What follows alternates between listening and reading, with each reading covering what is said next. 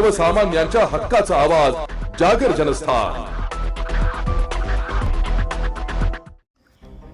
खुनाच्या गुन्ह्यातील 2 महिन्यांपासून फरार असलेल्या आरोपीला गुन्हे शाखा युनिट 2च्या पथकाने पाथर्डी फाटा येथे सापळा रचून अटक केली आहे। आज दिनांक 14 जून रोजी संध्याकाळी 5:30 वाजता पोलिसांनी दिलेल्या माहितीनुसार इंद्रानगर भागात 13 एप्रिल रोजी गैरकायद्याच्या मंडळींनी धारदार शस्त्राने वार करून एकाला जीवेठार मारले, तसेच आजूबाजूच्या वाहनांच्या काचा फोडून दहशत निर्माण केली। या प्रकरणी इंद्रानगर पोलीस ठाण्यात गुन्हा दाखल करण्यात आला होता। त्यातील एक नौशाद अजित सय्यद मुलानी हा फरार झाला होता।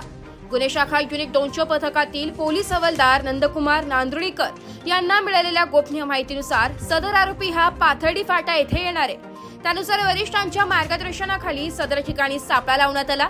पाथर्डी फाटा उड्डाणपुलाखाली टोयोटा शोरूमच्या समोर नौशाद मुलानी हा आढळून आला। पोलिसांनी त्याला ताब्यात घेऊन पुढील कारवाईसाठी इंद्रानगर पोलिसांच्या ताब्यात दिले। सदरची कामगिरी गुन्हे शाखा युनिट 2 कडील सहाय्यक पोलीस निरीक्षक हेमंत तोडकर, सहाय्यक पोलीस निरीक्षक डॉक्टर समाधान हिरे, पोलीस उपनिरीक्षक मुख्तार खान पठाण, गुलाब सोनार, नंदकुमार नांदुर्डीकर, प्रकाश महाजन, वाल्मिक चव्हाण, अतुल पाटील, चंद्रकांत गवळी, मनोज परदेशी अशांनी केलेली आहे। जागर जनस्थान करिता प्रतिनिधी संदीप नवसे, नाशिक।